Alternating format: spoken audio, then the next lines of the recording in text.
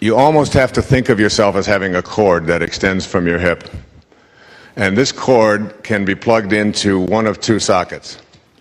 If you plug the cord into the socket of the material world, the physical world, at 20,000 cycles per second, you're going to get what the physical 20,000 cycles per second world has to offer. You're going to get problems, you're going to get fears, you're going to get worries, you're going to get illnesses, you're going to get accidents, you're going to get victimization. These are the things that happen when you plug into the material, slow, solid frequencies. If, on the other hand, you decide to take your plug and your cord and plug it into God, and it's really an internal metaphor that you can use at any time in your life, that I can unplug myself from here, because when I'm plugged into here in 20,000 cycles per second, I am feeling anxious, and I am worried, and my stomach is upset, and I feel sick, and I can't eat, and I want to take pills, and I want to go to the doctor, and I want somebody else to cure it for me.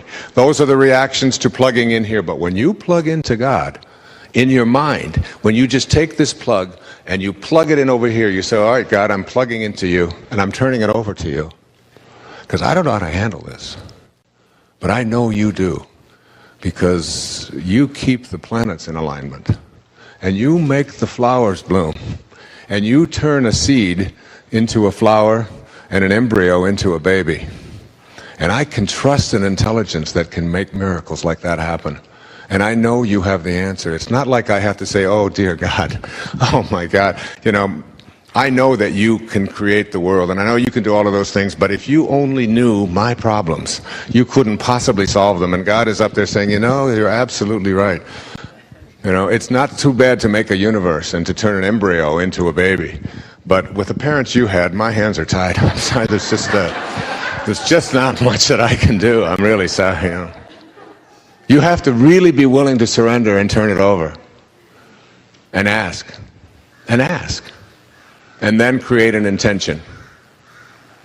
And then I think it's most important of all, after you turn it over, to remember that it's never between you and them when you have a conflict in your life. And I had read something from Mother Teresa called The Final Analysis. And let this ring in your hearts if you're looking for what to do to reach the highest levels of consciousness. Let this fill your hearts tonight. From Mother Teresa.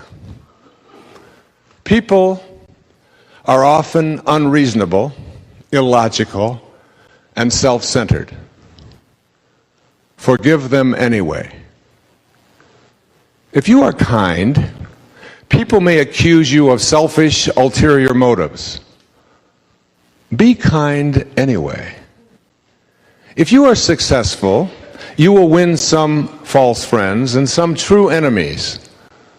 Succeed anyway.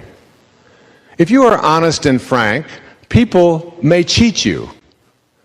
Be honest and frank anyway. What you spend years building, someone may destroy overnight. Build anyway. If you find serenity and happiness, they may be jealous. Be happy anyway. The good you do today, people will often forget tomorrow. Do good anyway. Give the world the best you have, and it may never be enough. Give the world the best you have anyway. You see, in the final analysis, it's all between you and God. It was never between you and them anyway. And it was never between you and anyone you're in conflict with. Whoever they are, no matter how severe the conflict, it's always between you and God. Anyway. You can applaud because that's from Mother Teresa. Love is the feeling you must learn to assume. Subconscious mind is really a piece of the one mind, and you and I are living in that mind. This universal subconscious mind is the first cause and the stuff from which all things are made. This thingless thing is really love. When you feel it, truly feel it within as your private inner awareness regarding what you would like to manifest, you gain the power of creation. Recall what St. Francis of Assisi said in one line of his famous prayer, "Lord, make me an instrument of thy peace. Where there is hatred, let me sow love." You are asking in this prayer to have the feeling of the wish fulfilled. When you experience anger, frustration, fear, doubt, worry, stress, and so on, ramp up your love and immerse those negative feelings in a container of pure love.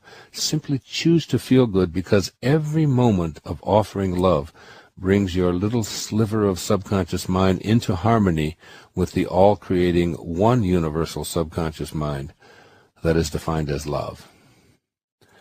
I trust I've awakened with you the awareness that your feelings play a huge role in your becoming a God-realized manifesting being.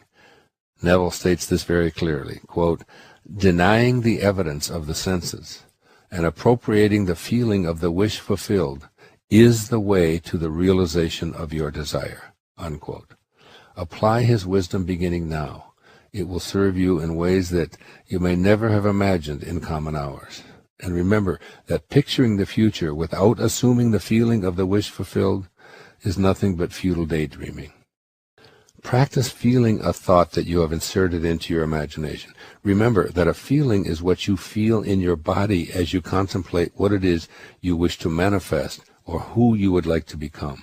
Close your eyes and experience what that feels like in your body. Work with sensations that are not only your experience of what you are imagining in your body, but are triggers that assist you in moving from a thought to a hardened physical reality. Whatever feelings you are attempting to notice in your body regarding your wishes or desire, bathe it in love, the synonym for God. Imagine what you want. Imagine and feel that love as if you are now in possession of it.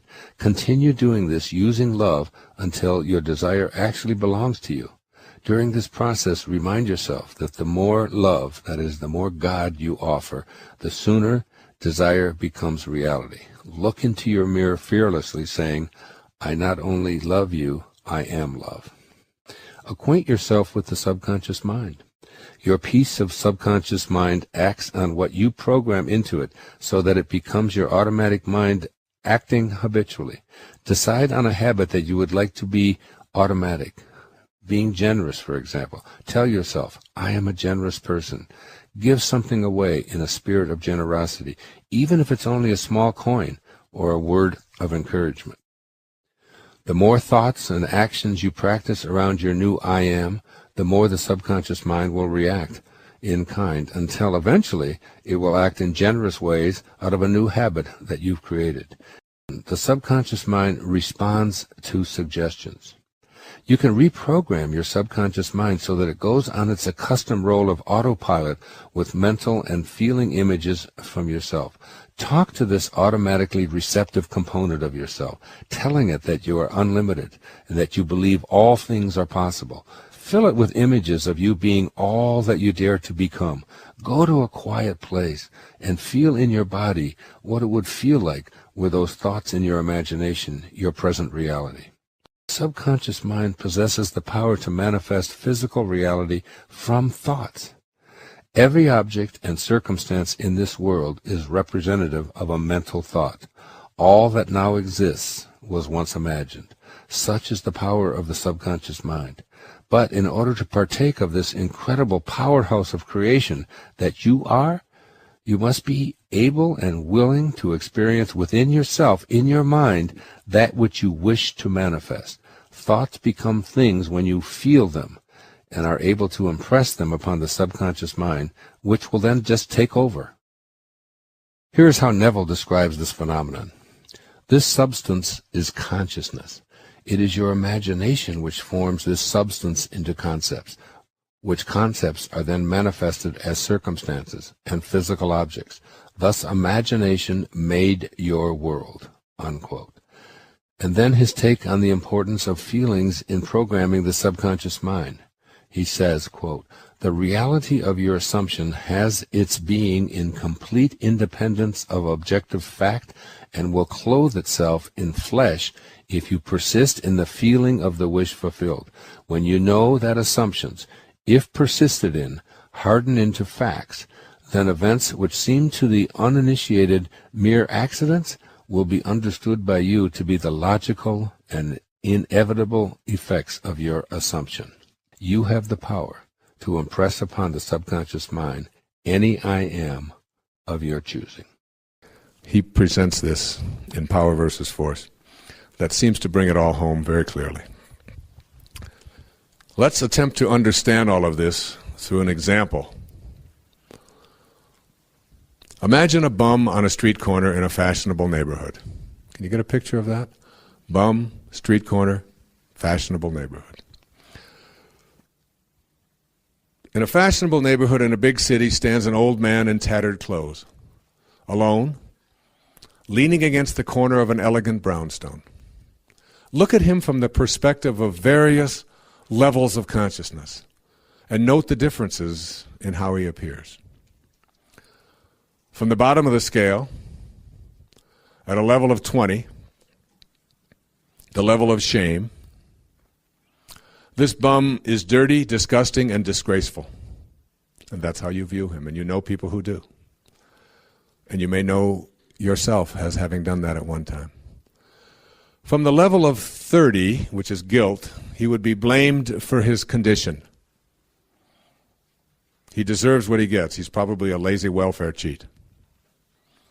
At 50, hopelessness, his plight would appear desperate, damning evidence that society can't do anything about homelessness. At 75, grief, the old man looks tragic, friendless, and forlorn. At a consciousness level of 100, fear, we might see him as threatening, a social menace.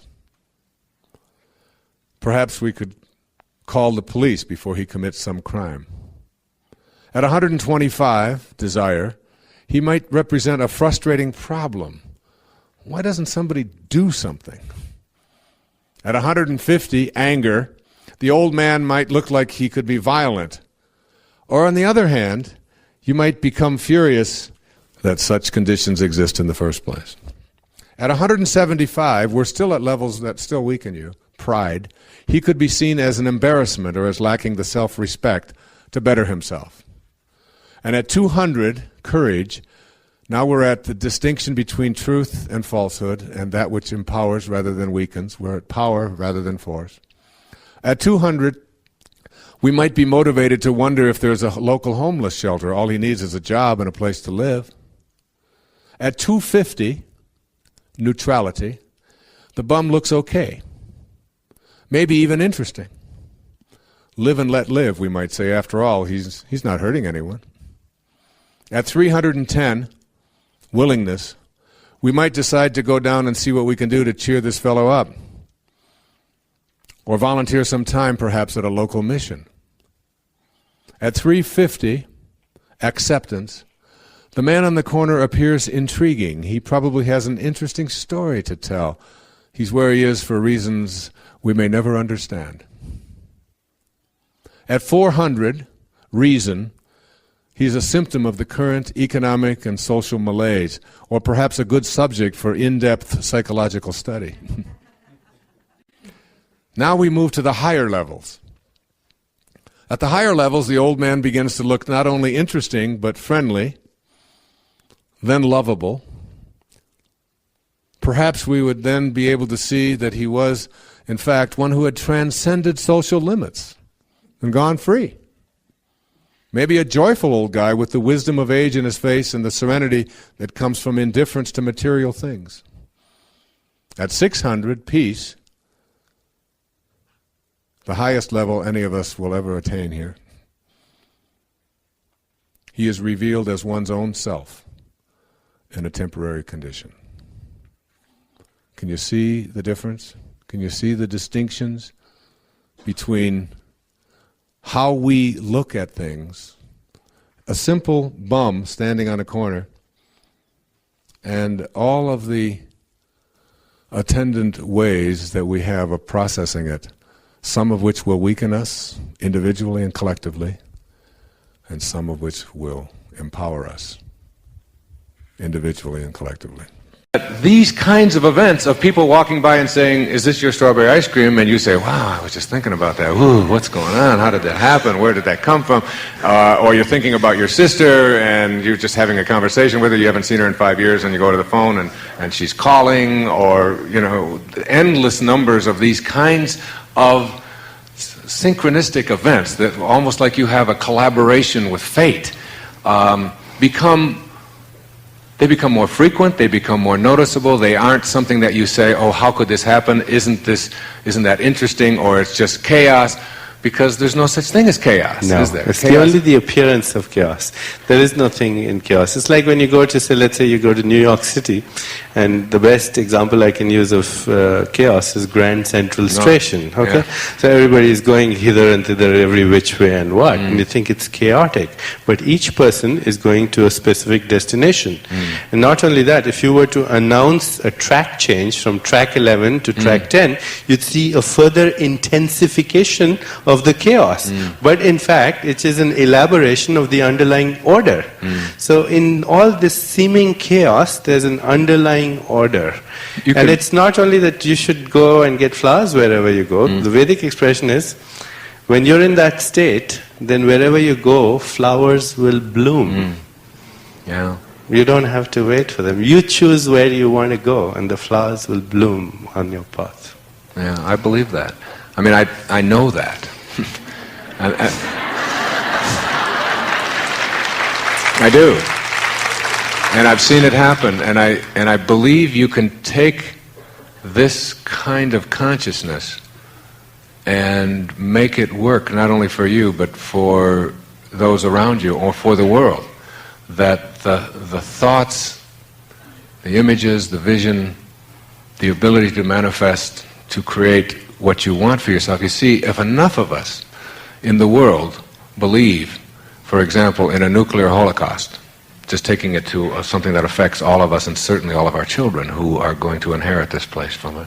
If enough of us believe that exists, doesn't it? I mean, that's a consciousness. And if enough of us believe it, we will collectively begin to act upon that consciousness, that fear, if you will. Because fear is really, to me, there's like fear and love in there. You know, I mean, hate isn't the opposite of love. Fear is the opposite of love.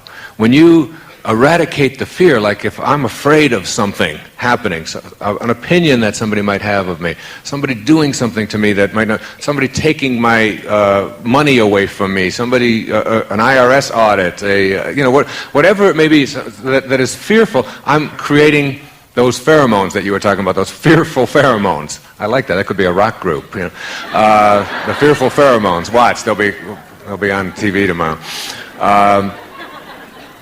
You create that. When I have that fearful thought, I find myself, I use a technique that I'm writing about in Real Magic, where I just say, I use the word next. Just like, okay, here's that thought, and I say to myself, next. Like that thought, I don't need that fearful thought, or that fearful thought is going to create the very thing that it is that I'm anticipating. So I just remind myself of next, and the stress inside, the anxiety, whatever, seems to dissipate, and I substitute fear with love, with harmony, with bliss, with ease, with whatever you want to call that. And the minute that I do that, the minute that I just shift that thought, my physiology changes. I am creating molecules with my mind that create love and harmony instead of fear, and the problem is gone. Unconditional love is really nothing more than the absence of fear. The ego is where fears originate, with constant messages that you are incomplete and need more, that you need to win to be better in comparison to others. With its unceasing pressure, the ego keeps you in a constant state of turmoil and anxiety. Here is where all fears are birthed and nurtured within you. To accept unconditional love as your premise for living, you will have to tell the ego that there is no need to prove anything, and that all you want or hope for is already here. With this kind of declaration, fear is removed from your life and is replaced with love. Remember the biblical quote, "Perfect love casteth out all fear." I'd like to speak in this program about what I call the rewards for inspiration. Things that will be your payoffs, your prizes, if you decide to move into spirit, into this world of spirit that I'm speaking about here on PBS. Back in the 2,300 or so years ago, we're not quite sure exactly when, there was a great teacher in India. His name was Patanjali. And there are 6 of these things, and I want to cover each one of them in this program. He said, when you are inspired by some great purpose, some extraordinary project, all of your thoughts break their bonds. Your mind transcends limitations. 3, your consciousness expands in every direction. And 4, you find yourself in a new and a great and a wonderful world. Dormant forces, faculties, and talents come alive. And 6, you discover yourself to be a greater person by far than you ever dreamed yourself to be. Those are the rewards. It's not like you're going to win the lottery. It's not, and you may. It's not that somebody's going to come riding into your life on a white horse or whatever. These are the rewards. These are the things that are going to be so powerful for you. All of your thoughts break their bonds. All of your thoughts break their bonds. What do we mean by your bonds? Your bonds are the thoughts that you have that keep you disconnected from your source. They are thoughts that are out of harmony with spirit, with God consciousness, with God realization. Because this is basically about being like God, being like source, being like spirit, being like divine mind, in everything, in every thought, in every action, more and more, connecting yourself back, catching yourself. So, the bonds are the ways that we think. I'd like you to imagine a ladder. And this ladder has 10 rungs on it, from the floor all the way up to the top of the ladder. And at the top of the ladder is the highest rung. And at the top of the ladder are the words, "This is my desire," and it's aligned with spirit. Again, this is my desire, and it's aligned with spirit. What is your desire? My desire is to manifest abundance into my life. Perfectly aligned. We came from an abundant source. My desire is to feel a sense of well-being in my body at all times. Perfectly aligned. My desire is to have divine spiritual relationships in my life. My desire is to get the job that I am working towards getting. My desire is to live in a place where I feel most peaceful and most loving. My desire is, and these, whatever it is, it doesn't make any difference. It's the 10th rung. It's the highest rung. It is your spirit aligned with your desire. All right? So here it is. It's right up here. Now you have to ask yourself the question, what is it that I offer up to this 10th rung desire? All right? A 10th rung has to have, in order for it to manifest and show up in your life, it has to have thoughts, feelings, and behaviors that match up to that. And if they don't match up, you get out of harmony. See, thoughts are energy. Like everything in the universe, it's energy. Einstein said that nothing happens until something moves. The mistake that most of us make is that we attract what we don't want, because our thoughts are on what we don't want. Or we continue to attract what's missing in our life. We're not at number 10, we're at about number 3. And what are some of these on these lower rungs? It probably won't happen. It's very difficult. These kinds of things have never happened for me before. I don't have this kind of luck. We've got the wrong people in the White House. The economy is bad. I don't have the ability to make it happen. I don't really believe it's possible. It's about what kind of energies we have within ourselves that we offer to what our desires that are aligned with Spirit in order for them to manifest. Your thoughts break their bonds. Your mind begins to transcend the limitations that you've had before in your life, and you stop seeing yourself. You stop seeing yourself as a human being. You begin to see yourself as a spiritual being, as the spiritual essence of who you are. And you literally, Mark, you step outside of your body, and you begin to observe it, and you begin to laugh at all of the folly of it and the foibles of it and the worries that it has, and because you begin to see yourself as an infinite being, not restricted by your birth and by your death and by your height and by your weight and by your looks and all of those and all the things that you've achieved in your life and your acquisitions and all of that. You don't define yourself that way anymore. You let go of those what Patanjali called the false self, the illusionary self, the Maya. That's not who you are. Who you are is that from which you came. And as you get back into that place from which you came, you absolutely know that in harmony with God, all things are possible. I mean, it's right out of the scriptures. With God, all things are possible. Now, I don't know how many people you got on the line, but let me ask every one of you. Now, what does that leave out?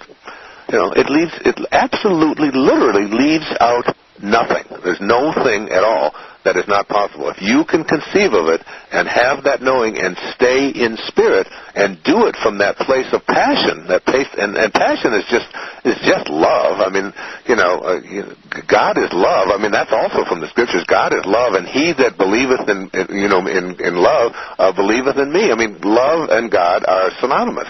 God and good are one. They're the same thing. There's no difference between the two of them.